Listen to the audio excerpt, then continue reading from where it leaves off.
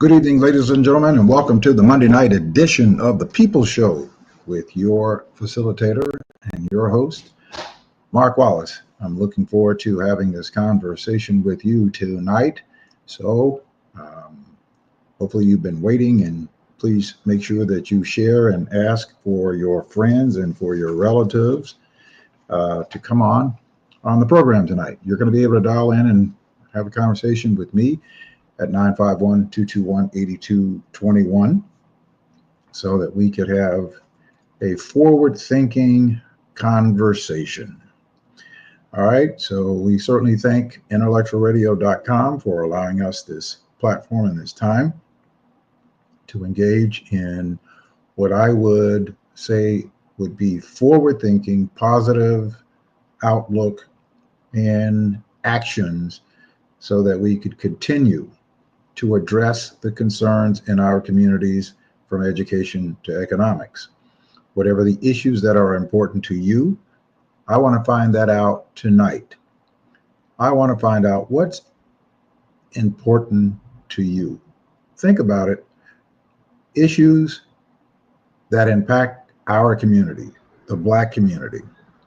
Now, if you're listening or watching me from around the country, this is universal to all of our communities. I'm here in Chicago, and we have a large Black community here in the city of Chicago, the county of Cook, and in the state of Illinois. And so what I'm talking about and talking to you and asking for your involvement is that we have a collective approach to increasing and improving the conditions of our communities for the benefit of our people. That is what our agenda ought to be about. And it is about making sure that we have a forward path. Now, I am not going to get into Monday morning quarterbacking about what should have been done or what should not have been done. It is very easy for the coaches and the coaching staff to go back and look at the tape and the next morning to say, this is what we should have done in the game that you lost. You lost that game. What you can do is prepare for going forward. So we are not going to do rolling of the tape, Monday morning quarterbacking, any of that. What I want to do is something very maybe different than some of the other podcasts, some of the other radio programs do, not to call names of any of that. I know that those of us who are Democrats or Republicans or independents who wanted for a different outcome, we didn't get a different outcome. But there was an outcome. That's how it goes. We're not happy about the outcome. And certainly, it is not going to do us any good to just wallow in what happened. It's done. It's over with. And what we can now do is to move forward. Move forward. We know who's going to be the president. We know who's going to be the vice president. Now, your politics, your public policy, your impactful public policy is local, where you are. That's where you have the greatest opportunity to impact the social, political conditions from education to economics in the areas where you live. For us, it's here in Chicago and Cook County in the state of Illinois. Wherever you may be, and I hope that there are people who are engaging in this conversation and in this program that are from around the country.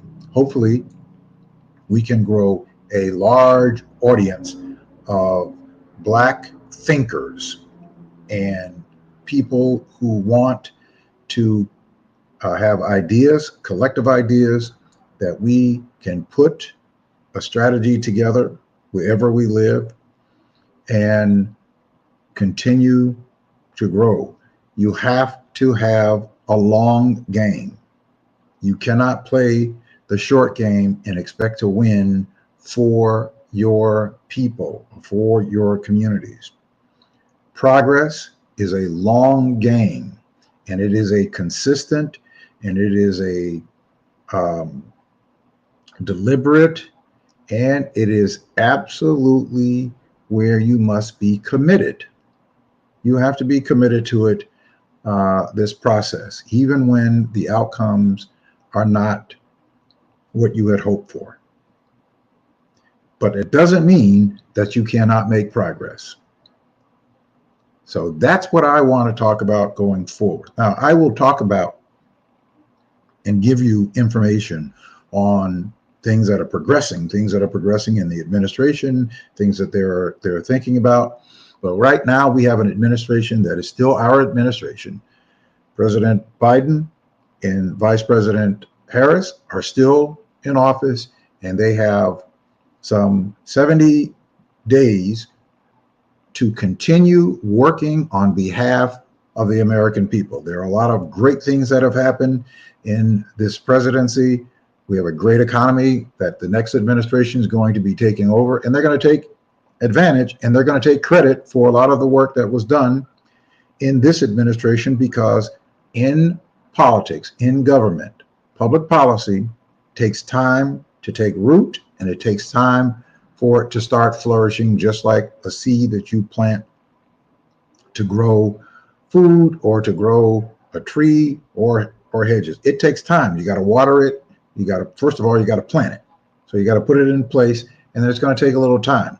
So the economy is strong. Inflation is going down. All of the indices are very, very good. Very, very good.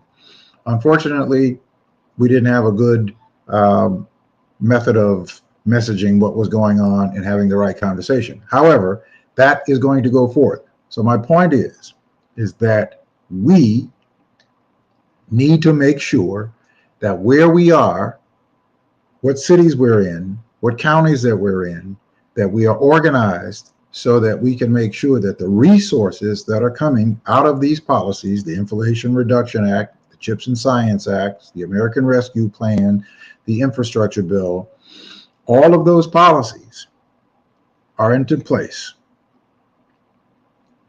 The climate bill, all of those policies are into place. And what they're doing is driving resources to states.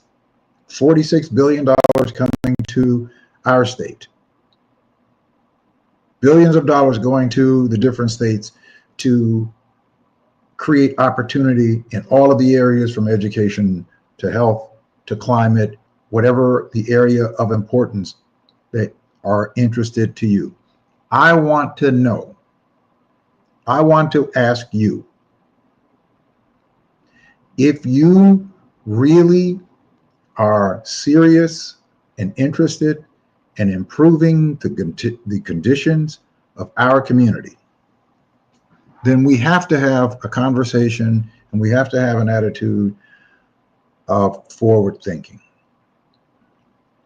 positive forward thinking, not a defeatist attitude, not an attitude that we can't win, because we can, and we will, and we are going to win, but that is going to be up to us. No one can defeat us but us. So that's going to be our conversation. Now, I'll do some reporting on different things, but I'm going to talk about those things and repeat them to you, the things that we need to focus on doing, because it is, and sometimes we have to repeat those things. You know, I have to say them over and over and over and over again. I have to say them over and over and over again for us to remember. One of the things that you hear me say is a quote that I heard years ago that is my encourager, my reminder of how we do this. We cannot do this in a silo. We cannot do this individualistic. And we cannot have a self-centered ideology. Certainly cannot have a defeatist ideology. So those of us who have experienced and are experiencing some advancement and some success. This is Stokely Carmichael's admonition to us. Stokely Carmichael said that no Black person in this country makes any advancement solely based on his or her talent or worth. All individual advancement is based on mass struggle. We make no progress in this world without shedding our blood. Therefore, brothers and sisters, your advancement and success does not belong to you. It belongs to the people. And if you do not use your advancement or success for the benefit of the people, it is a betrayal of the people who shed their blood for you. In other words, we must work together.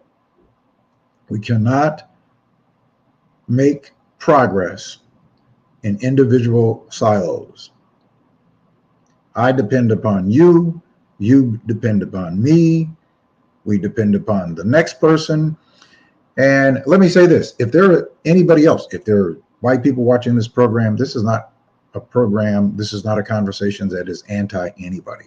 This is a program that, and a discussion, it is targeted towards Black people in this county, in the city, in this state, in this country, about how we must work together in order to liberate our people and to advance our people. That has to be done by us. So it is not that we're organizing to be against anybody. No matter how many people may be against Black people, as we know that there are systemic oppositions out there, but that's not what our focus is.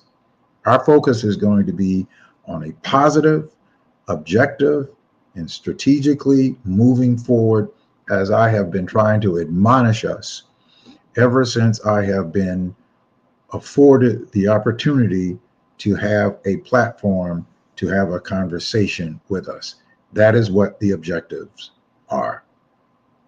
So tonight, I want to remind us of some things. And then I want for us to have a conversation. I want for us to have a conversation of and ask you some questions. I want to ask you some questions of what it is.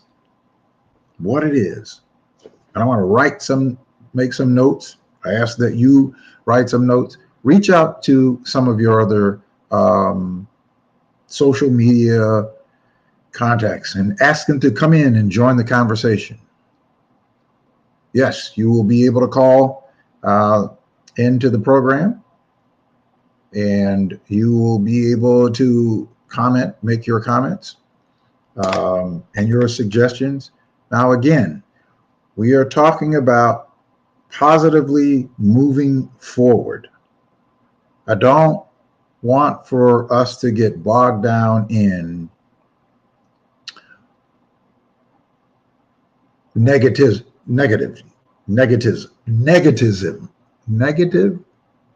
I can't even say the word. All right. I don't want to get involved in negativity. There we go. Negativity. And, but I want us to really do some critical analysis. And one of those analyses are, what's important to you? What's important to you? So I want to ask you, reach out to people in your orbit, people in your social contacts, and ask them to come onto the program. They can go on to YouTube. They can get us there at Mark Wallace, The People's Show. We're at intellectualradio.com, and you can listen in there. And of course, on Facebook, Instagram, you can participate there. You can look for my page at Mark Wallace or The People's Show, and come on in, like and share the stream, the broadcast. But this is a program that its sole purpose is to get you and I to be in a framework of moving forward and committing ourselves to doing the work. And the first piece of that work, because we have all the ideas, because different people have different ideas, and all of them, for the most part, are good ideas and important. Obviously, we have to put the ideas together, and then we have to have a strategy to move those agenda items and ideas forward. But the first thing that we have to do, that we have never, ever, ever done, is that we must organize ourselves together. We have got to organize. And part of organizing is not building a club, but it is about building power. If we're going to impact politics, we have to have power to do that. And if, in order to have power, you have to have people who are joined together in masses. That's what Stokely Carmichael's admonition was, is that we have never been organized as Black people in the world, in Africa, in the United States, in the Caribbean, wherever we are, we have never organized ourselves together. We've had some times to where we have largely voted together, but we've never utilized our voting power strategically to advance the agendas in a way that we make those determinations rather than somebody else. For instance, somebody else deciding, and I'm talking locally now, somebody else deciding who your representatives, candidates would be. When you're not organized, you don't have the power to make those determinations or to influence those decisions.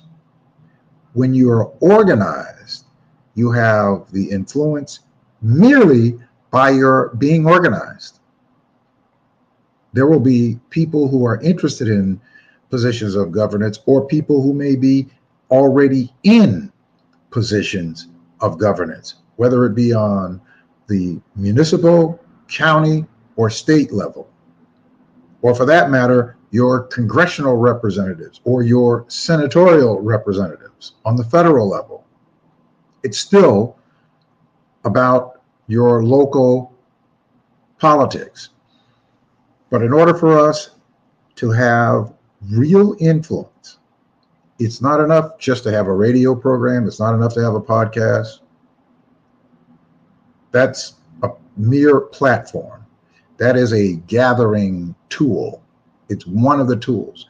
But the most effective tool and the most influential tool is when we agree to organize ourselves together. So I'm asking you, reach out right now to your inner circle and ask your inner circle to join this conversation. We are going to have healthy suggestions on moving forward. But the one thing that I'm asking everybody who joins the conversation is to agree that we will organize ourselves together. We're going to organize ourselves together. We already have the platform, in order for us to do that, 10 by 10 to win is the infrastructure for which it is for us to organize ourselves together and strategically under every decision that is made, because it is going to be made by our organized body. It's not made by me. It's not made by any one unilateral person. Anything that we do is going to be done the same way that unions move forward. Unions move forward by, they have discussions, they have people in positions, they have a president, but it is the body that comes together. They discuss what the issues are. They even debate what they are and what the objectives are, and then they have a vote on how they're going to move forward. So they're educated on what is happening politically. They're educated on who is or are allies.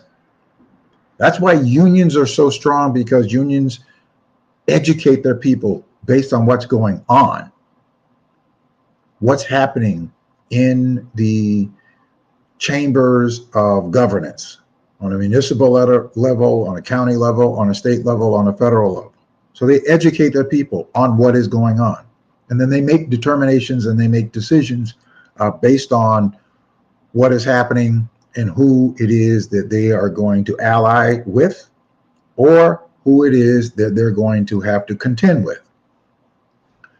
But in order to do any of that, there has to be a level of agreement amongst the people to unionize itself. And how do we unionize ourselves? We unionize ourselves by building our own trusted infrastructure.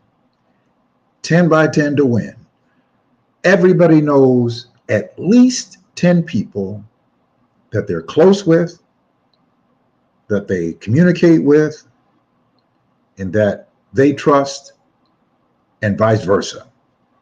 So if we start by building and having cluster meetings in our various areas, 10 by 10 to win cluster meetings. We have a general meeting every Thursday by Zoom, but you can have cluster meetings by organizing in your areas. I'm willing to come to meetings that you will have so that we can continue to educate on what it means to have an independent Black voting bloc. It is more than just voting. It is having the voice that we can elevate it, and that we have the strength by our numbers that whoever is in a public office, whether it's a mayor, a city council person, a commissioner, a board commissioner, a board president, or governor, or lieutenant governor, if it has to do with our criminal justice, a state's attorney, or an attorney general, and on down the line. All of those are areas, our superintendent, or whether it is our school board, all of these areas make up the governance of where we are. So in order for that to work better than it is working now, and for it to flourish through our communities, we have to change the way that we have been functioning. We have to change the way that we have been functioning. And we've been functioning in a very disorganized fashion. And that only benefits the people who are in positions that they don't have to legislate to us.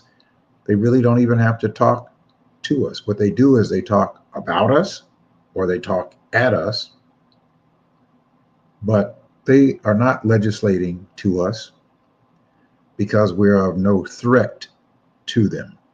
And the reason that we are no threat to them is that we haven't organized the very power that we have.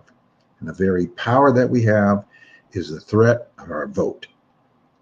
And when we organize ourselves in this massive mass union of Black voters, starting right here in the city of Chicago and the county of Cook, we can impact every public office space, elected public office space. And we can impact that space way before an election takes place. There will not be an election for another 2 years here locally. There will not be an election for another 2 years federally. So we have this time to organize so that we will have the strength, the visible strength. And when we have that visible strength, every person in an elected public office will recognize that strength. Because if you are the person who is leading us in education, or if you are the person who is leading us in economic opportunities, if you're the person who is leading us in environmental concerns, if you're the person who is leading us in housing concerns, if you're the person who is leading us in healthcare concerns or mental health, any of those contracts, any of those leaders, if we build our voting bloc, our union of Black voters to 100,000, to 200,000, to 300,000, to 400,000, to 500,000, each person who is leading us in those areas. And there are people who are doing that work already. So it's not like we have to reinvent the wheel. There are people who are doing the work already. So, and as we build the bloc, as we build the union of Black voters, those people will be amongst us. And now we have our political action committee that is several 100,000 strong. And let's just say, for example, our education person, who is a person by the name of Gerald Morrow, who is leading us in the education area. And let's say that Gerald Morrow had to go and have a meeting with someone at the state level, whether it be a state representative or a state senator, or whether it be a Chicago Public School elected board member, or go before the Chicago Public School board. When Gerald Morrow, in that capacity, goes before the Chicago Public School, Gerald Morrow may be the voice that is before the Chicago Public School Board, but the Chicago Public School Board knows that Gerald Morrow has 400 or 500,000 people behind him, supporting him. And so the Chicago Public School Board must be very attentive on how they address the concerns of our community. That they just can't brush it off, because the 500,000 people, the 400,000 people, the 200, whatever the number is, behind Gerald Morrow are votes. And we will keep the scorecard and the report card of all of those agencies. And the methodology is the same across the board. Whoever the person is that is leading us in the environment or contracts or health or housing, if you're going before some state representative or a committee, or going to speak at a hearing, whether it be at the city council, whether it be at the General Assembly, that person going before that body is strengthened by the number of people, by those of us behind that person. And sometimes when they do go before those bodies, we're going to have to send busloads of us to support the message that they're bringing to that body. That is what we have to have. We have to have the support for, as Mike Burris is saying, education reform coach. We have to have the support for it. If we're going to have a coach, we're going to have the support for the coach to be able to go before the educational body. You have a coach, you have assistant coaches, but you got to have a team in order to win on behalf of the body. See, a college, you got a coach, you got a basketball, baseball team, you have college fans. That is all the support. So the one thing that we've never done is we have never done that. We've never institutionalized it. And so what I am saying to us, let's institutionalize what we already have. Nobody can take that away from us. And it is only us, we, the Black diaspora, right here, that can make that happen. And if we don't make it happen, then we get the government that we deserve. We get the government that we didn't choose. We get the government that makes decisions without having any influence from us, only because we didn't do what we have the power and the resources to do, and that is bringing ourselves together. We don't need any outside influence. We don't need any outside money. And we certainly don't need to overtax any small group of people.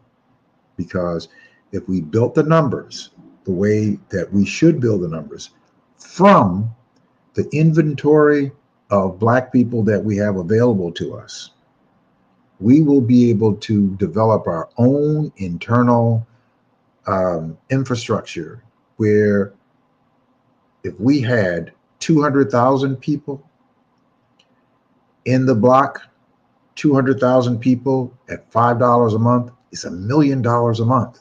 We can self-fund without overtaxing anybody to be able to hire every professional that we need, from attorneys to accountants to consultants, in whatever area that we need, many of which will already be a part of the block.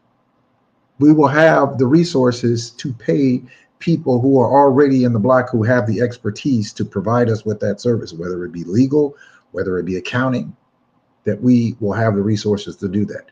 So it will be self-contained if, in fact, we do it. If, in fact, we do it, it is entirely up to us.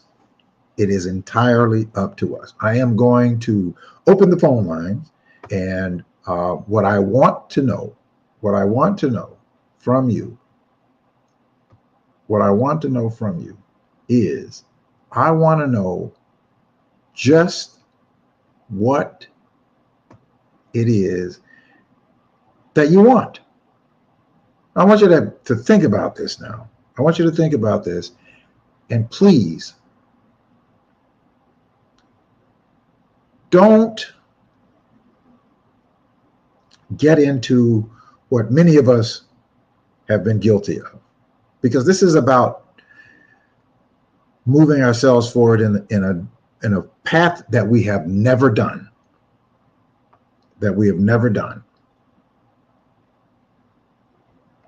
And I am encouraging and I am imploring us that if we want to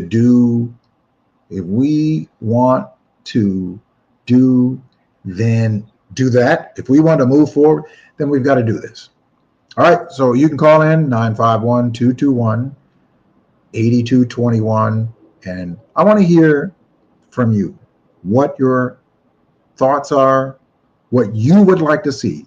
The three issues that are pertinent to you. Now, you can write them in the chat. You can call in at 951-221-8221, and we can engage in a conversation. But you can put them in the chat. Now, I see some comments that says from Brandon, I am very concerned about this mass deportation project. My governor, Gavin Newsom, says he will do all in his power to protect his citizens.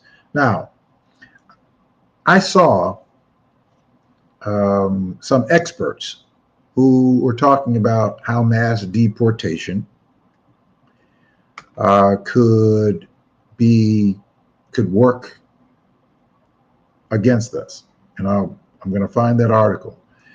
But understand how this could hurt our basic economy. Now, we have a strong economy, and it's getting stronger.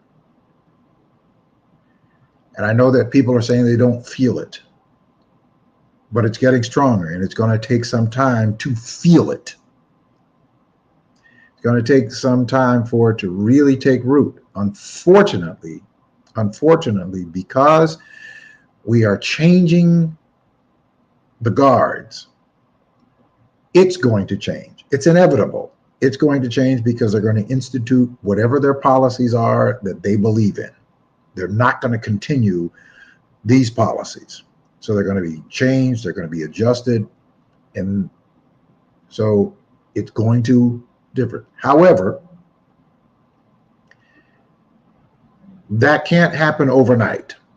It's not going to happen overnight, but it will happen. But it won't happen overnight. So one of the effects of mass deportation, if in fact they're able to execute what it is that they have said that they're going to execute, they are going to be deporting people who, not even talking about the cost of it, but they're going to be deporting people who are doing very important jobs that many of us would not do, like farming, like helping farmers to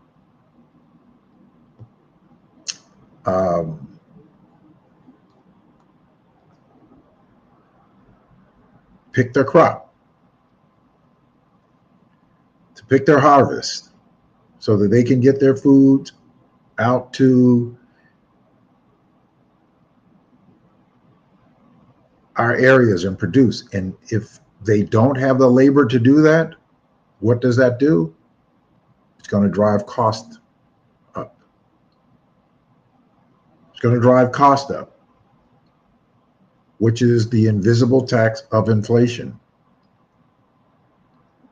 It's going to drive cost up. That's just one of the areas. One of the areas that could be economic harm, would be economic harm. So again, let us really first commit ourselves to saying that we have to be intentional about that we're going to organize ourselves together, not in silos, but we're going to organize ourselves together. We're going to support each other. We're going to have conversations talking to each other. And we'll continue to put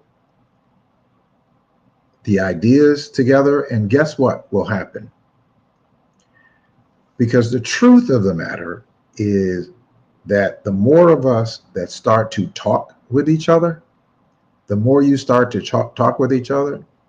I mean, talking with people that you're familiar with, and then talking with people that you have not been familiar with. But what you will find is that you will find that we have familiar and common interests, though they might not be the specific interest, but they're a common interest.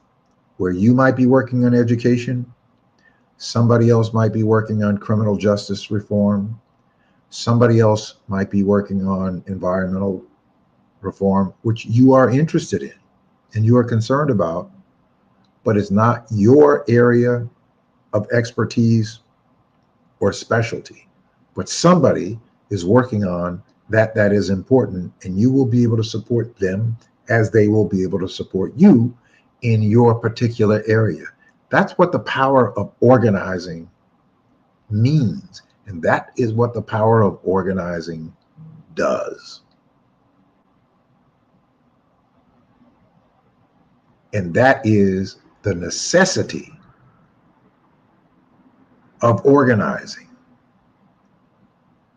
We have never been organized. I know that that is a very hard pill to swallow, but it is a very, very hard truth, is that we've never been organized. In anywhere.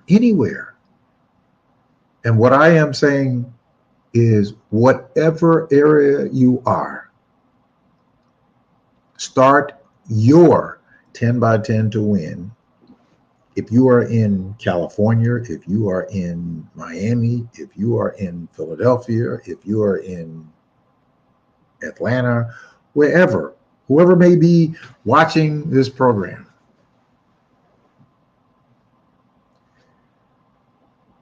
that's why I continue to say to you, please reach out to the people who trust you and ask them to join this conversation, because that's what this is about. This is about being proactive and moving ourselves in a posture that we have never done. We will become the first union of Black voters ever created in the history of this country or our existence. We have to break down that barrier. We have to break down that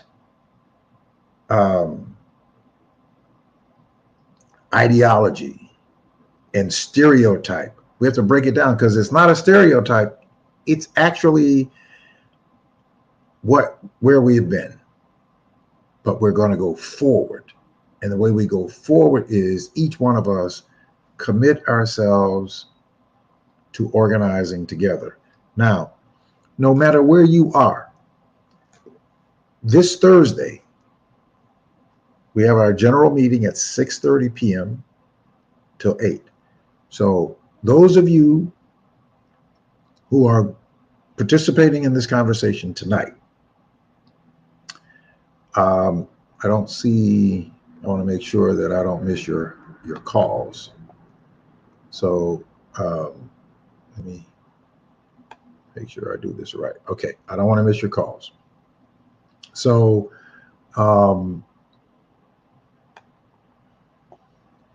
that what we must do, what we have to do, is we'll come together and we'll have a continued conversation, dialogue in our meeting. Now, what happens is, and this is the socialization part of it, is that because we are a very social people, when we reparations for Black people, I'm going to talk about that in a second, Denard. When we start to gather together, it energizes us. It energizes us to do to do more because we're very social people. And when we might not want to be the first person, but we want to be a part of. And when we start to see other people, then we get more people energized to do it. I will tell you this, that because our politics and public policy impacts our lives much greater on a local level, when we actually organize ourselves and we are at a number to be respected, I'm going to use that, to be respected, it will bring national implications. But what we're trying to impact is local. We're going to make local progress. We're going to make local progress that's going to bring national attention, because they will see that we have organized ourselves without the outside influence of some quote unquote celebrity. I'm not banishing or disparaging celebrities at all. I just happen to believe in everyday people. I believe that we have as much power and possibility as any person that you could think of that is a celebrity.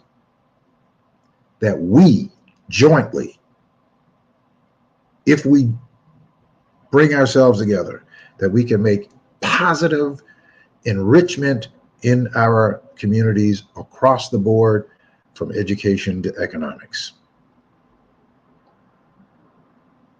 Again, if you haven't invited somebody to come in this conversation, please invite them to come and join this conversation. Now, let me just talk about reparations. Denard put that up on the chat. Let me talk about reparations. We can impact reparations because reparation goes across the board, from education to economics. It goes across the board. We can impact all of that. And a part of that is making sure that in the areas of education to economics, which means that those are the bookends, and everything that's in between must be addressed. And reparations is making sure that we have our equitable representation in all of those areas. So just by our mere organizing ourselves together, we will be able to impact and forge ahead reparations without even having to say it. We will be able to do it by organizing ourselves together. So you're going to hear me talking about this one thing ad nauseum. Why am I going to do that? Is because we are not going to make the gains that we all want by operating in the manner that we have been operating. So the one thing that we have never done in all of our political engagement, in all of our public contributions, in all of our meetings, the one thing that we have never done is to organize ourselves together institutionally, that it goes beyond our lives, that it is institutionalized, that we have an institutionalized union of Black voters, our own union, just like they have their sororities and they have their fraternities, that you have to pledge and you have to have certain credentials. The only credentials that you have to have here is that you have to be a Black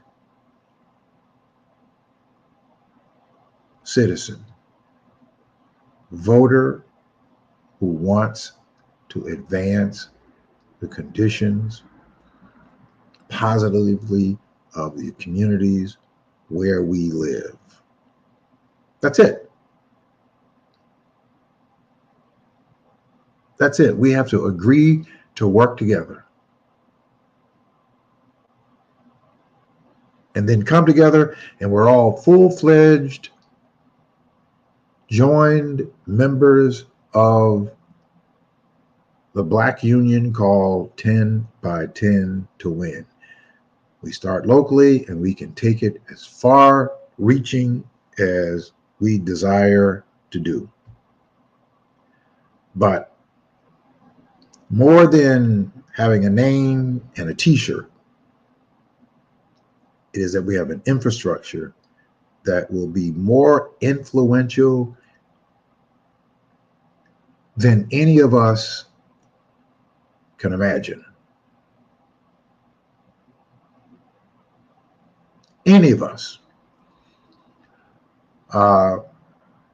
Eliminating qualified immunity. Now, that is an area where we're talking about police reform and police accountability. We want for our police to function professionally. We want for our police to protect. We want for them to serve. And we want for them to be what they are labeled as in the Constitution: peacemakers, peace officers, peace, P-E-A-C-E, officers. We can impact that. We can impact that.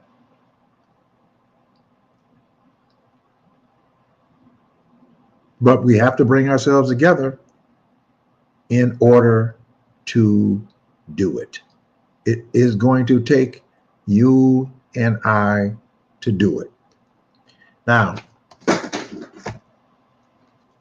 I have gotten two very important lessons.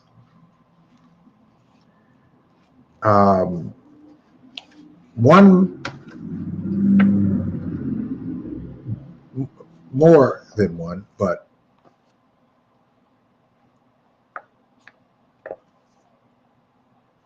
two pivotal lessons that I learned. One from a Jewish rabbi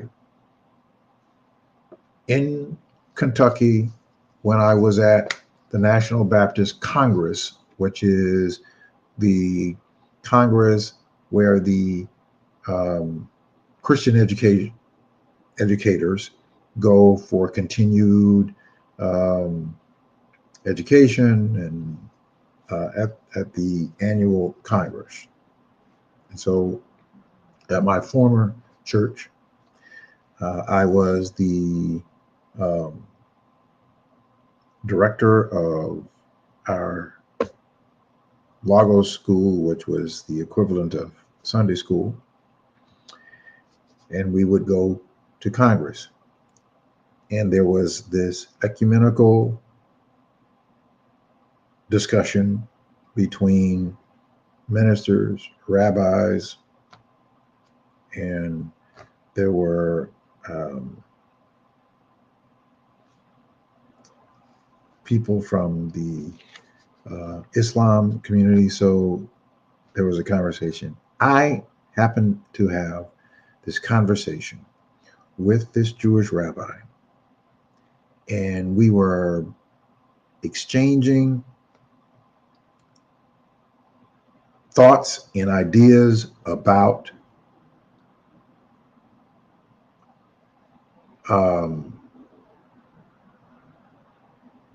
oppression.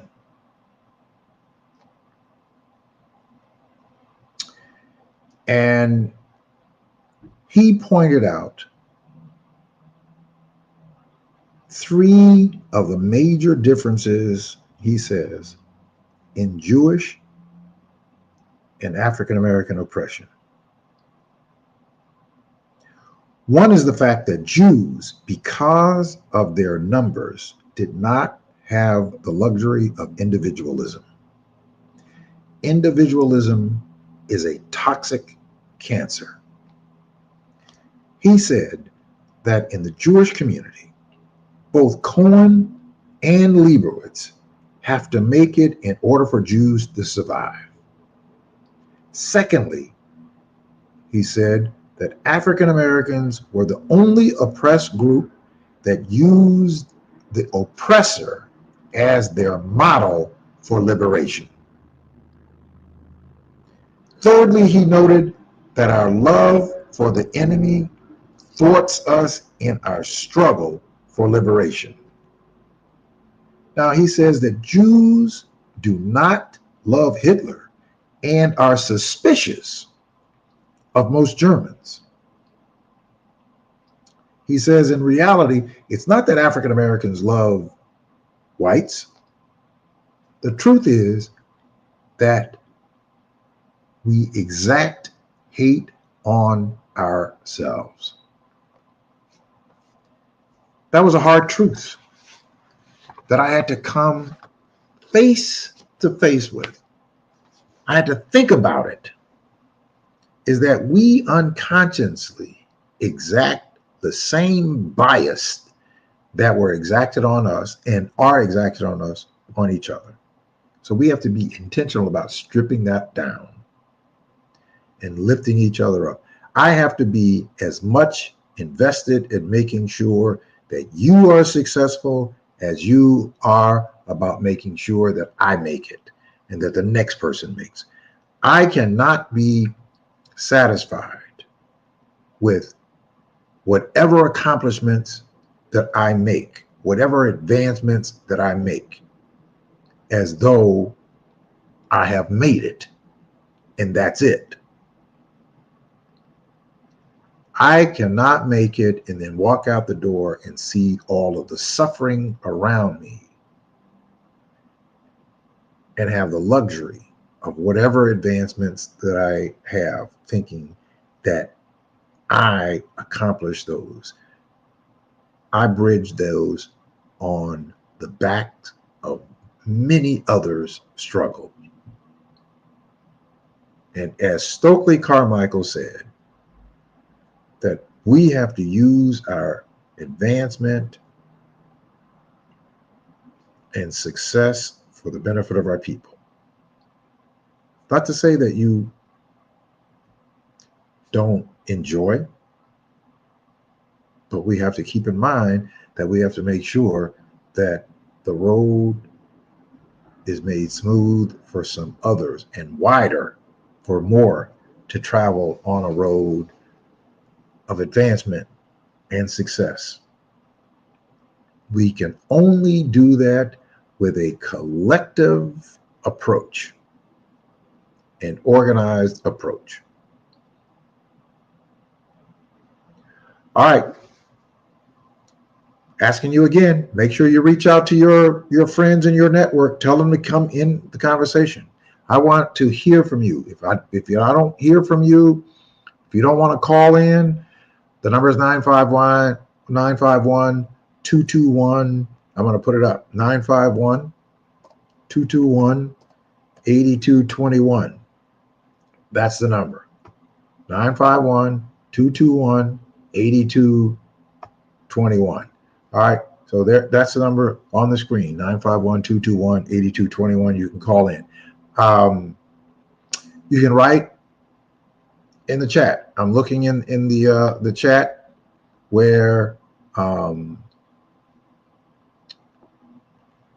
we're talking ideas, making DC a state. Mike Burries, I think it's Burries, says, number 1, education, 2, income, 3, housing, crime, 4, government contracts. Those are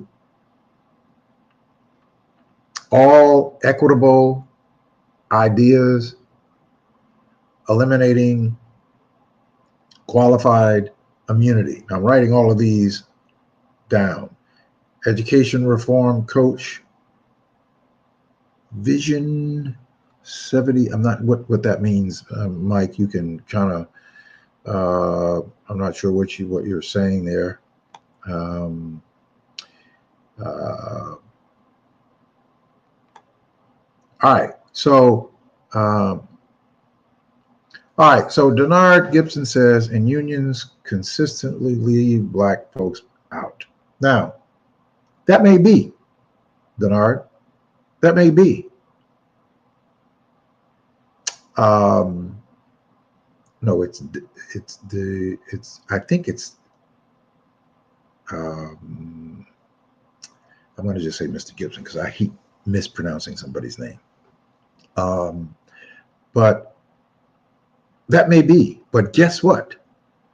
We are building our own union. So we are not building our union to leave each other out. We are building our union to make sure that we are inclusive of our brothers and our sisters.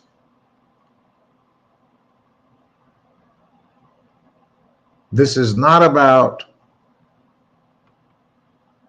anything of leaving anybody out. It is about everybody in and everybody supporting each other in the interest of our community. That's what makes this so powerful, is that those people who have benefited from our participation in public policy, in elections, and that they have advanced in those positions, but they have not advanced policies reciprocating them to the interest of our communities.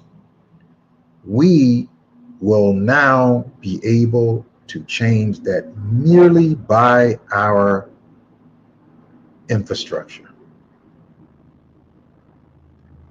The one thing that anybody in a public office or desire to be in a public office cannot afford to ignore is a large, organized body of people. Cannot, it is a kiss of death, because a large body of voters can determine a person's advancement or not. Let me give you an example. I did this after the primaries, which here in Illinois, we've got to get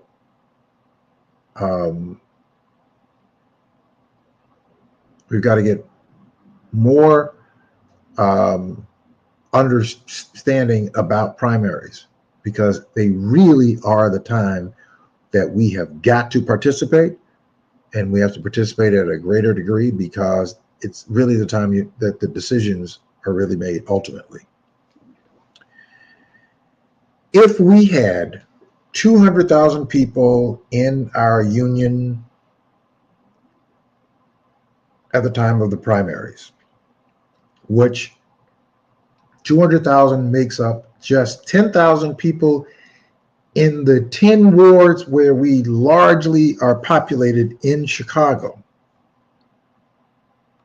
Now, we have more than 660,000 registered black voters in Chicago, and we have another 140,000 or so eligible to be registered that are not. That's just in the city of Chicago. We go outside the city into the county area, that number is well over 1 million. So if we had 10,000 people from the 20 wards where we largely populate in this primary election that happened back in the spring, if we were organized and we had our own candidates that were on the ballot,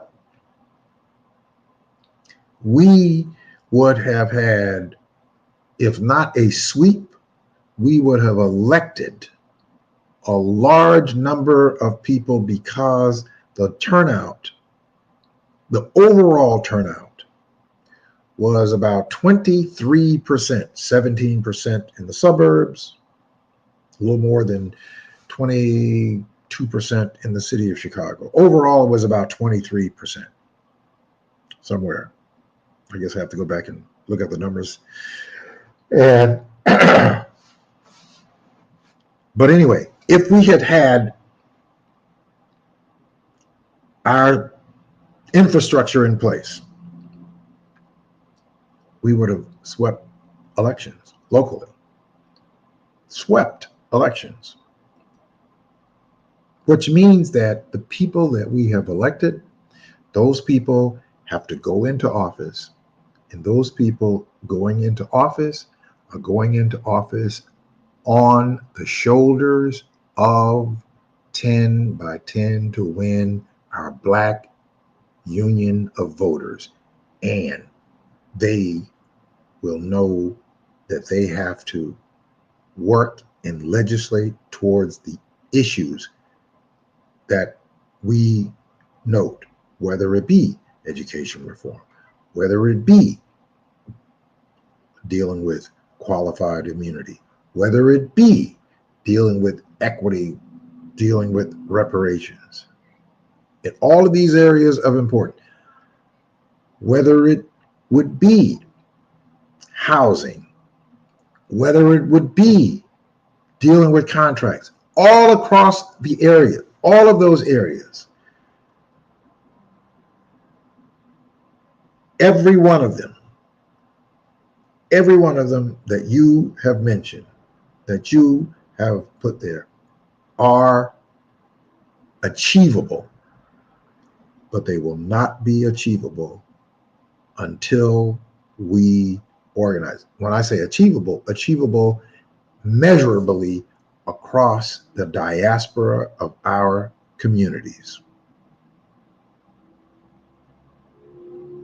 That's where it works for us. That's how it works. It's fundamental. It's fundamental.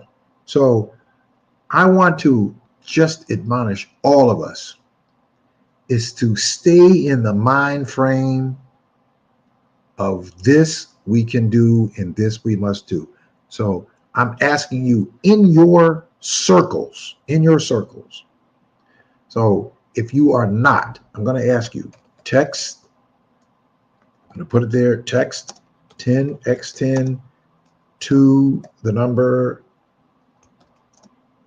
855-909-1385.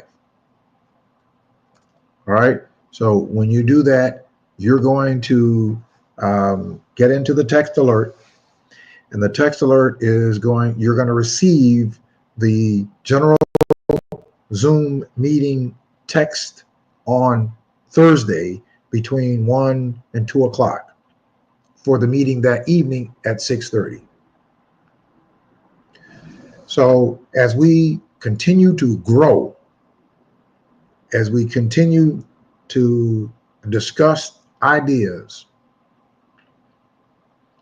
and you organize, let's say you organize a meeting in your area, on your block, in your group, and you want for me to come and to talk with your group and have discussion in the group to expound on organizing and what it means for us to organize ourselves together. We come up with a schedule and we make that happen. And we energize it. It is not about raising money. We don't need to get focused on that, because if we don't organize, we don't need any money. If we don't organize, we don't need it. The most important tangible is each one of us. That's the most important tangible. Everything else will work itself out when we get focused, when we are committed, each one of us that are committed to that forward progress.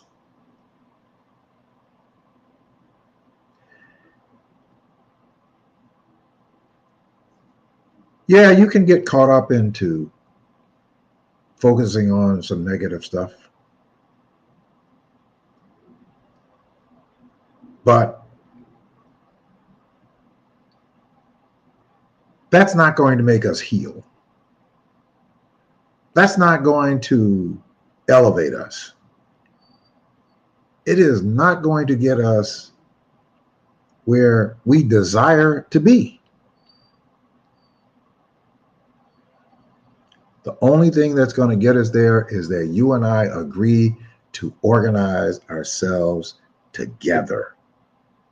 That's it. That is where we are going to start to heal, and we are going to start to elevate in our communities in every area. Our neighborhood schools, health, all of those areas. Let's just take Chicago, for example. I came to Chicago November 18, 1985. This November 18 will mark 39 years that I have been in Chicago. In 7 days, a week from today, will mark my 39th anniversary that I came to the city of Chicago. I was 25 years old, had lots of black hair. Now I have none.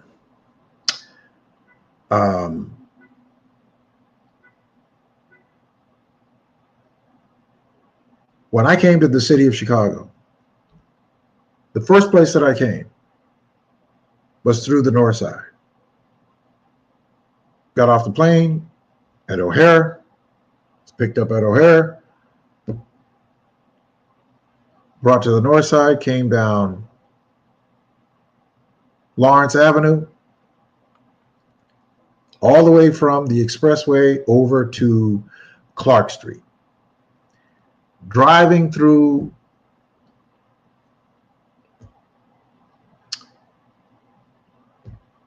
Lawrence Avenue from the expressway, looking at abandoned storefront after abandoned storefront. It looked as though it was little Cambodia. It was desolate. That was 39 years ago. Largely uptown was in pretty bad disrepair. You go there now, anywhere, whether it be Ravenswood, uptown, over in what I call West Ravenswood, anywhere on the north side, it is thriving. It is thriving. As well, it ought to be thriving. What I am contending that you and I will be able to organize ourselves together. If we organize ourselves together, we can make the south and west sides of Chicago. We can make the southern suburbs of places like Dixmoor, Harvey, Robbins, Markham stronger. Places like the west side where we live, Broadview and Forest Park, Maywood, and on wherever it is that we live, we can make our communities stronger because we are in the greatest, richest country, and we're in one of the richest states within the richest country. We have the resources to do it. We must organize ourselves so that we can make the kinds of demands of those resources that we pay into, and the people that have uh, stewardship over those resources, that we redirect the distribution, that it is equitable, representative of our communities. That's what organizing does. That's what organizing does. That's the power of being organized. Not for any one person, but for a people.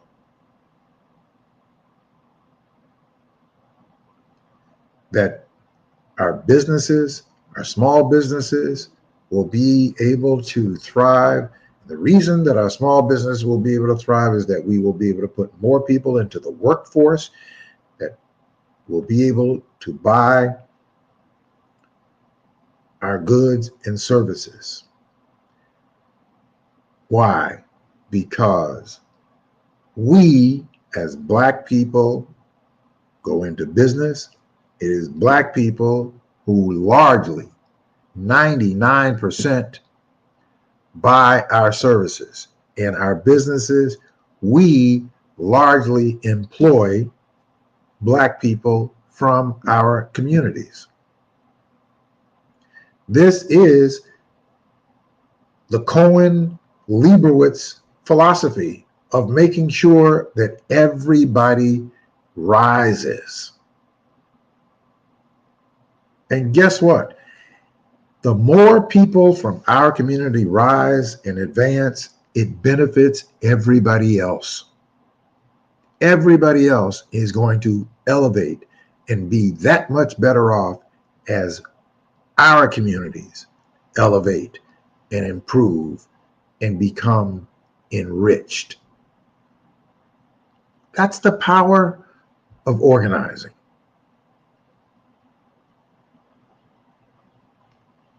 So I'm asking you again, this Thursday night, I would love to see each one of you, and that you bring someone else with you to that meeting, meaning that you share the text alert with them, 10x10 to the number 855-909-1385. You send that text, you'll get a response back. That means you'll be in the text alert and you'll receive the Zoom meeting link for Thursday night. And we can get and move the infrastructure forward. And then what we have to do is be intentional by measure on what our progress is from week to week, month to month. The next 2 years, now we want to get organized way before that so that we can start strategizing. And I'm going to say it again. Once we organize, when we start to elevate those numbers and they start to see that we are elevating those numbers, we will have gatherings. Imagine this. And this is at the smallest. Imagine this, that we rent out the House of Hope. I think the House of Hope holds, I don't know, 6,000 or 7,000. I'm not sure what the capacity is. I'll look it up. But imagine this, that we have our first large gathering at the House of Hope. This is not a church meeting. It's not a church meeting. This is about us organizing and about us doing a little ginger flexing to the political status quo.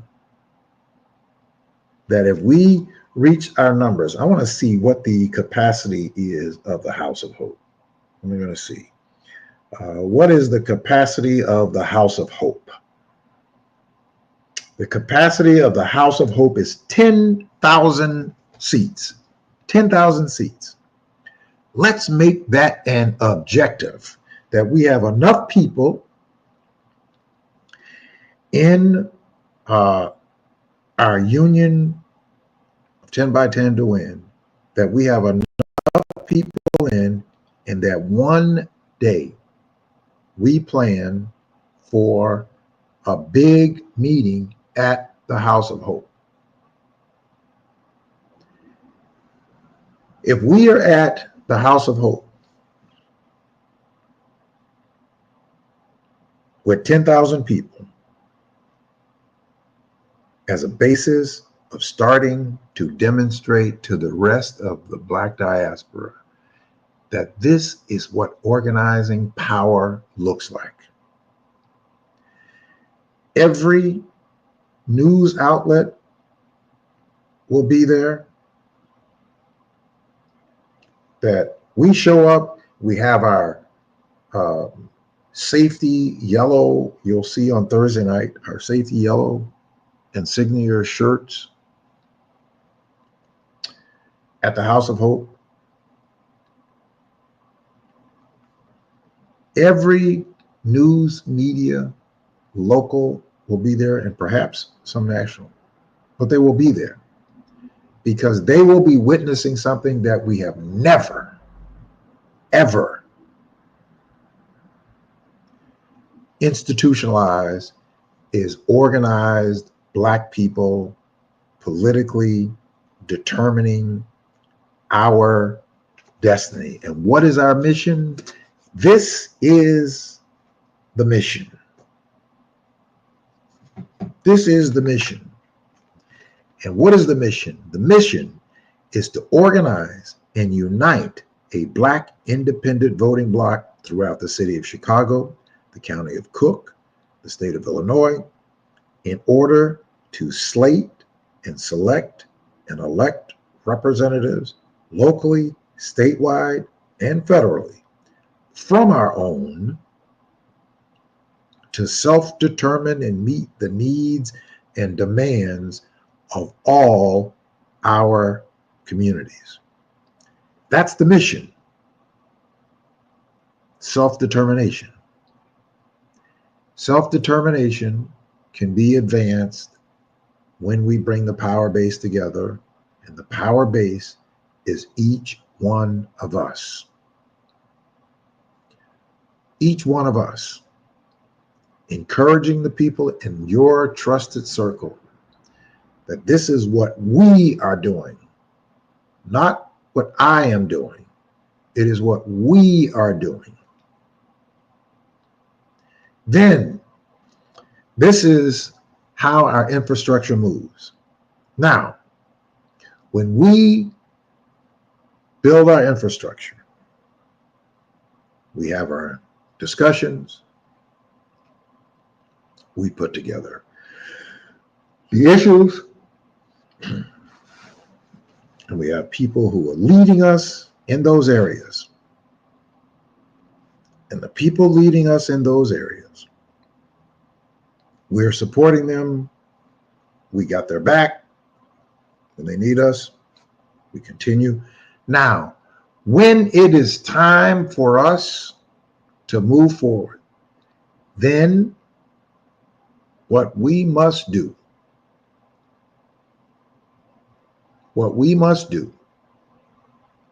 is on major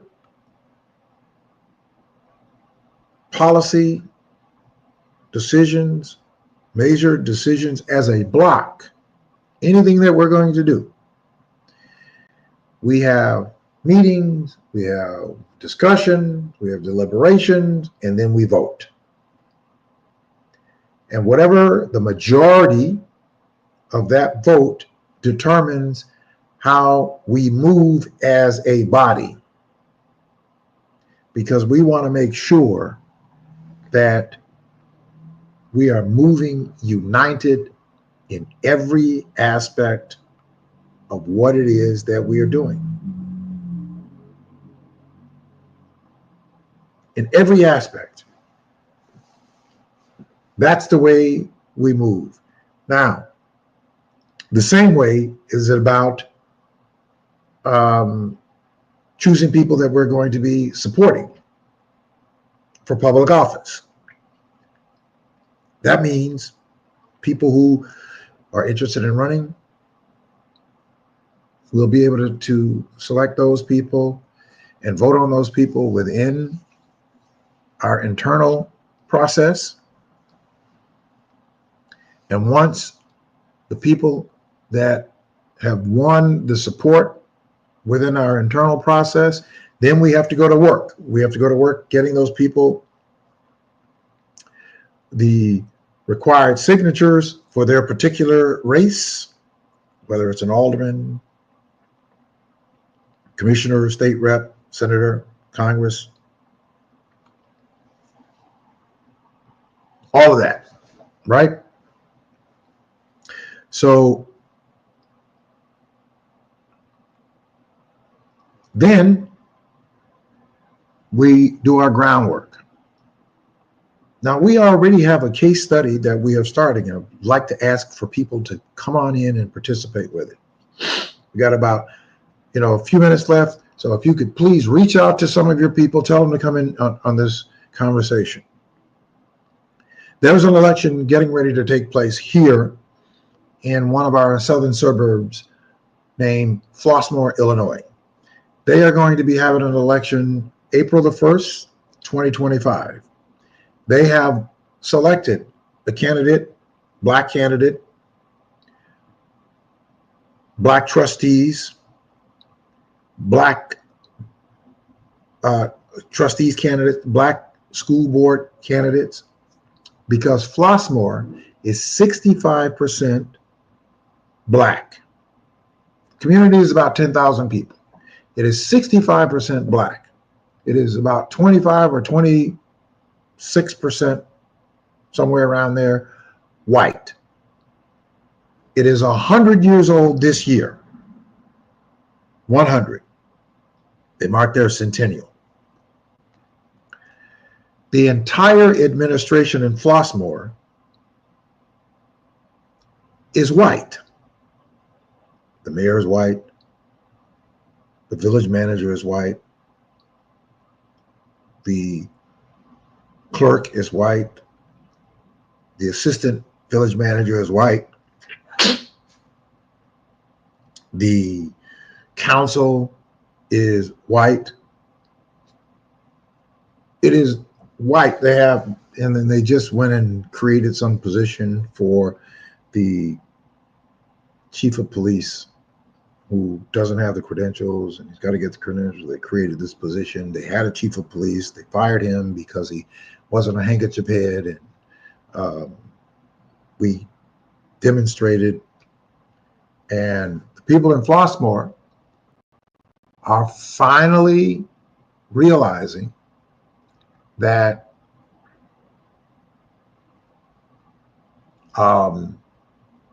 there's got to be some changes. They're finally realizing that there's got to be some changes.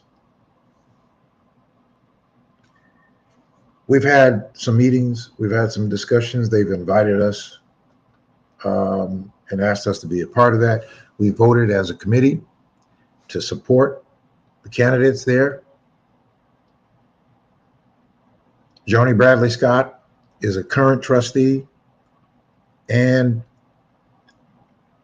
Joni Bradley Scott is the person that they are getting behind, and we as a committee had voted to support them. So that election is coming up in April of 2025. So there, by and large, is some way that we can have serious impact. We can do the groundwork. We can go door to door. We can put boots on the ground for them. We can raise dollars for their campaign. But we have to build and continue to build our infrastructure so that we will have the strength the power to be able to support campaigns that we vote to support. So everything is done democratically within the union of 10 by 10 to win. All major decisions are done internally by a vote. We have meetings. We determine what those issues are. There will be people who will contact us for various reasons, most of which is support, because we have the numbers. It is always the ones who have the numbers. You have the power. The one with the numbers have the power. Nothing else. So what we have to do is to bring our power together. Bring our power together. Don't worry about people who may be disaffected, may be in opposition, whatever their reasons may be. Those of us who are like-minded, that's what we're going to focus on. We're going to focus on those who are like-minded, like you and I. That's what our focus is going to be. And we will be able to win some of our brothers and sisters who may be disaffected, who may have said, you know what, I've tried this, I've seen this. You haven't seen this. None of us have seen this, because we've never tried to institutionalize it this way. And the focus of institutionalize it is priority one, is bringing people together. You've already demonstrated that we know what the pertinent ideas and issues are. You've already demonstrated that. That's why I wanted to ask you, what are your interests? What issues are important to you?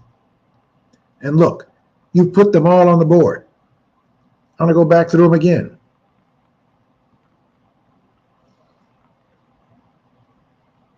Now, Mike, the way that you become a member is text 10x10 to the number 855-909-1385. Okay? That's it. That's it. Now you can go to the website and you can put all your pertinent information in so that we can have you fully in. You go to 10by10towin.org, 10x10, TOWIN.org, and you can fully register all your information there so we can have you in the database. But 10x10 to the number 855-909-1385. I'm asking for each one of you to do that, and then join us on Thursday night and get others to come and join us on Thursday night so that we can start to grow our tent. We can start to organize ourselves for forward progress, positive progress going forward. We are not going to get caught up, and we don't have to get caught up in the disappointment. It is okay to be disappointed. It's absolutely okay to be disappointed, but don't stay there. Storm clouds don't stay for a long period of time. They pass over. But you got to be ready. We've got to prepare ourselves so that we can be ready to deal with the challenges. And guess what? We can defeat any challenge when we are together to defeat. We can overcome, we can accomplish whatever it is that we want to accomplish, as long as we are together doing it. That is a guarantee. But what we have never done, and we've, taken on some issues, but we've never institutionalized ourselves so that we have an infrastructure in place that transcends me, you, time. so that the next generation continues this, to be vigilant for the generations that are coming behind, that we don't get compromised, and we don't need to be compromised, because it is about making sure that we are advancing our communities. We don't need outside influence. We don't need big donors, because we are the donors. We are the donors. We're in full control. We have the wherewithal to do it without anybody being overtaxed. If we go from, let me get my calculator, so I'm going to go through these numbers. 200,000 people at $5 a month, that's $1 million a month, $12 million a year. 500,000 people at $5 a month, that's $2.5 million. That's 30 million. See what I mean? We don't need outside interference. We don't need outside compromisers. We will have the resources to run every campaign, to hire every representative that we need, accountants, consultants, technical support. And guess what? You know where we're gonna hire them from? Within the block. Because with that many people, there's no question that we have IT people. There's no question that we have lawyers. There's no question that we have accountants. Everything that we need, we're self-contained. Self-contained. But that is secondary right now. What's first and foremost is getting you and I in the mindset of saying, we are wrapping our arms around each other and we're not letting go. We're not letting go. And we're no longer going to be disrespected, disregarded, or dependent. They are going to be dependent upon us. Their mere existence in a public space is dependent upon us. What we do or what we do not do. That is the positive path forward. That is the direction that I am encouraging each one of us to take in, to commit to understand that unless we do it, then we can only expect the same, and we'll get the government that we deserve because we didn't do what we needed to do to get the government that we demand. Period. The point is, it is up to you and I to make that determination.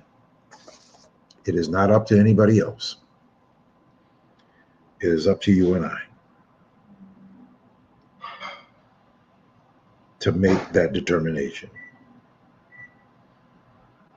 I'm going to continue to encourage us that that this is nobody else's feat except for you and I. I'm reminded of a poem by William Ernest Henley. You all remember the poem Invictus. It says, out of the night that covers me, black as a pit from pole to pole, I thank whatever God may be for my unconquerable soul. In the fell clutch of circumstance, I have not winced nor cried aloud. Under the bludgeonings of chance, my head is bloody, but it's unbowed. Beyond this place of wrath and tears looms but the horror of the shade, and yet the minutes of the years finds and shall find me unafraid. It matters not how straight the gate, how charged with punishment the scroll. I am the master of my fate. I am the master and the captain of my soul. What that really means is this is up to you and I. It's up to you and I. We can philosophize. We can have historical accounts.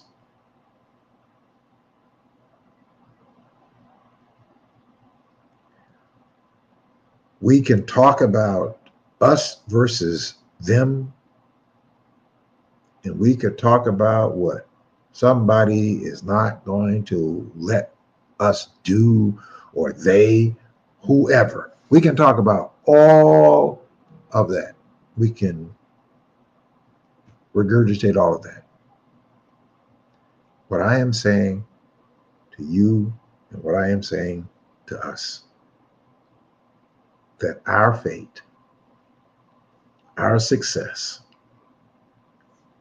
our advancement is all up to whether we decide to organize, and that we have a synthesis in concert of the message and the method and the methodology of what it is that we need to do. The very basic principle, the very basis of what we need to do, first and foremost, is to organize. And then we will be able to do whatever it is that we need to do categorically to make certain that what we should get in our ode, that our people will get it. That we will be able to determine and see by measure, not incrementally. We will be able to see that as a result of merely organizing ourselves together and not allowing for ourselves to be fractionized, that by measure, we will see that being an organized body of people, that we can change the trajectory of what's happening in our communities, from education to economics, because we will be able to make the demands, put the dictates out there, and they will have to deliver. If they don't deliver, then what we have to do is to replace. They deliver, then they will be supported. If they can't deliver, we have to replace. The fact that we have the ability to replace will be motivators for them to deliver. I hope you see the picture, because one fuels the other. The reason why we see so little progress locally, that they are not speaking to or legislating to us, is because they know that we are fractionized. They fully understand that we are fractionized. They do not, when I say they, I mean the people who are in these public spaces, the black ones, the white ones, the Hispanic ones, the Asian ones, whoever they are, all of them. Because here in Chicago and in Cook County, we've got more black people in elected public office in this state than any other state in the union. And we have more people in positions of power in the city of Chicago and the county of Cook and the surrounding areas than any other state in the union. Right now, we have a black mayor. We have 20 black aldermen.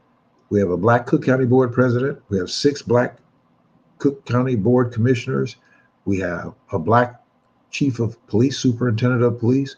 We have a black, right now, current Cook County State's attorney. We have a black attorney general. We have 17 black mayors in the southern suburbs. We have 22 black state senators. I'm sorry, state representatives. We have 10 black state senators. We have 4 black United States Congress people. We have a black attorney general. I'm sorry, black lieutenant governor. We have a black city treasurer. We have a black president of the Water Reclamation Commission's board. On and on and on. More than 193 in the state of Illinois. And the conditions for which the black communities reside are not equitable to the positions that we have put people in place. Why is that? Because it is not enough. It is not enough for us to help them get there.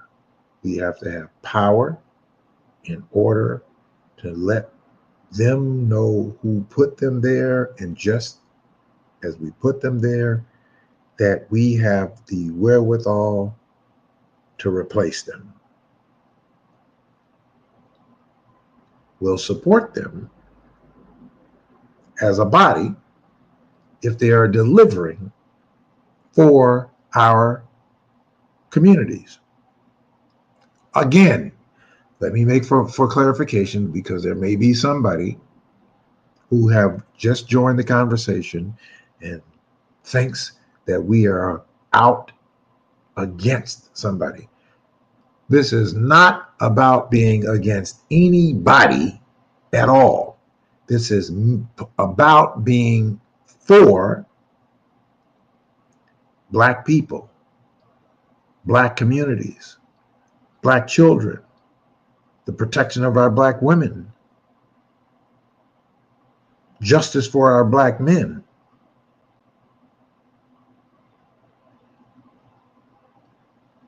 for our health, for our education. That's what this is about. This is about being for something greater, not about being against anyone. That is not what this is whatsoever. In my promo, I said that we are not going to have pity parties. We're not going to sit around and play, the Monday morning quarterback. What we're doing is going forward. That's what we're doing. We're going forward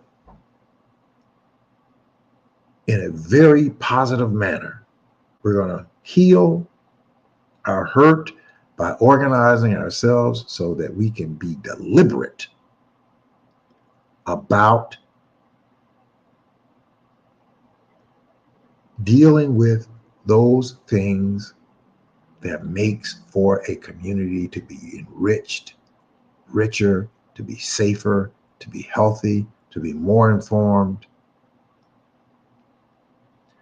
and for us to have the same opportunity to enjoy where we live as everybody else in this city enjoys where they live.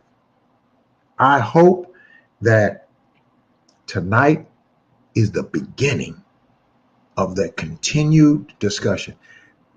I'm going to let everybody else, and there will be times that I'm sure I'm invited to go and speak in different places and have these kinds of analysis. But what I want for us to be focused on is a positive path forward for growth, development, accomplishment by measure, that we can actually measure our organizing to the deliverables coming from the governing bodies. Our organizing that we can measure to the deliverables as a result of our organizing. That's the objectives. That is what we must do. If you are serious about wanting better for your community, then let's you and I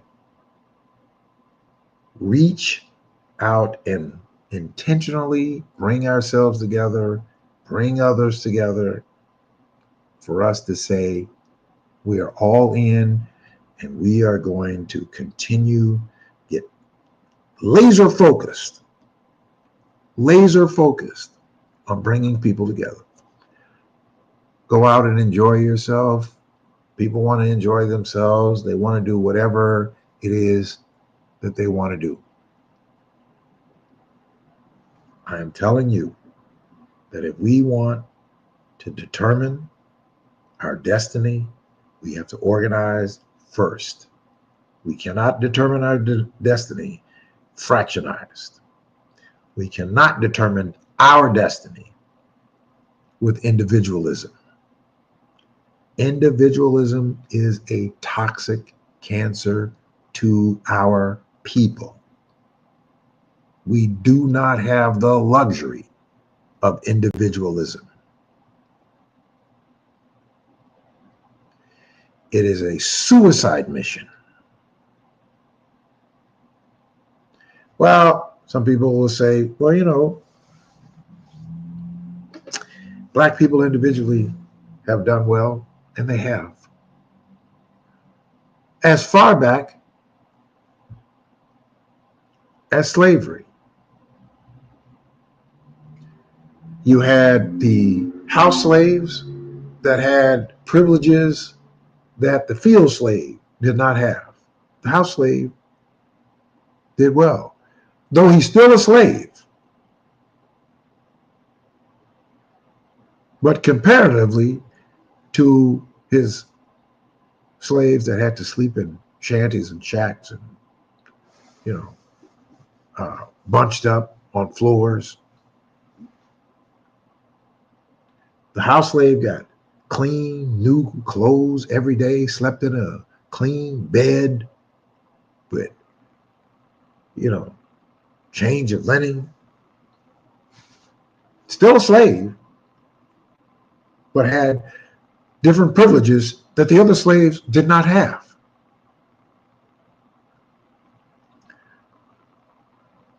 So the point is that individually, Black people individually have always done well, individually. We must adopt a collective agenda, and we have to be organized in order to do that. So the first thing we have to do is organize ourselves together. And when we organize ourselves together, we are undefeatable. No one can stop us from making the kinds of progress that we have never made before. We've made some progress, but in the way that the progress that we will make by being organized, we will demonstrate to ourselves what we have always been able to do that we've never done, but because we've never been focused on it. So we're going to be laser focused on it, and I'm going to encourage us to stay laser focused to see if in fact we really want to succeed as a people. Now, either we're going to find out that we really want to succeed or not. That's going to be what we're going to find out. Because the only way to success is through the power and cooperation of organizing ourselves together. All right, listen, I want to thank every one of you who joined the program. I want to thank you, Mr. Gibson. I want to thank you, Brandon, Mike Murray's. I want to thank Burry's. I want to thank all of you for your comments. And I'm looking forward to seeing you all on Thursday night. Please text 10x10 to the number 855-909-1385. Share that with people in your network, people where in your place of business, where you work, in other areas, or maybe other streams or podcasts, other areas, wherever it is that you gather. This is about organizing ourselves together. Now, let me say this in closing. Please do not internalize negativity.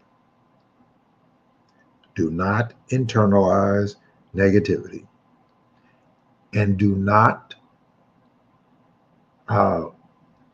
be confrontational, because every Black person that we have to face them with love, understanding, and information. And as long as they're willing to engage in a conversation, we have to be willing to answer the questions that they have, which has been a big problem, is that the second that there is some resistance, we tend to want to cut and run. We can't be so sensitive, and we have to be understanding, because the objective is to win people over.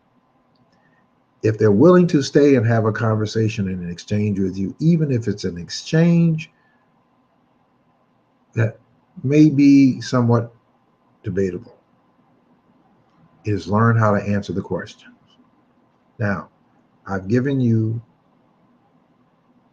a lot of tools tonight. Anytime somebody asks a question, there's always a response. And it is an objective response. That's why it is important for us to discuss. It's important for us to continue to meet. It is important for us to practice being able to respond, because for every single question, there is a good answer that someone would ask. Every single one. About why we should organize. All right, that's going to do it for us tonight. I want to thank everybody for joining in to tonight's program. I want you to stay positive. I want you to stay focused, to moving forward. Be encouraged, because we will overcome. I want to thank you all for participating in this Monday night's edition of the People Show on intellectualradio.com, iHeartRadio, on Apple Podcasts as well. Thank you for joining the StreamYard. You can take a look at it on YouTube. Go to my YouTube page and like and subscribe there. There's no cost. We just want to increase participation as well. You can catch the program on Facebook and Instagram. I want to thank you all very much for tuning in to the broadcast, and we will look forward to seeing you right back here at the same time, same place next week for the Monday night edition of The People Show.